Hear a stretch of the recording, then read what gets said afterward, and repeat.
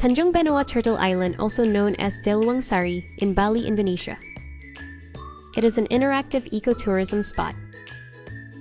It is widely popular for families, non-swimmers, and travelers looking to combine wildlife viewing with beach activities.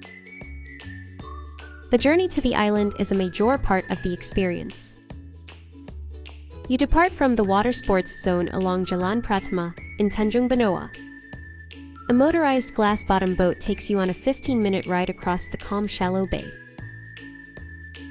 Once you dock at Deluang Sari, a local guide will walk you through the facility.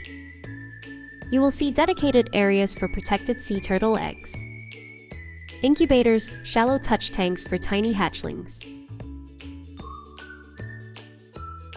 and massive pools holding heavy adult green turtles.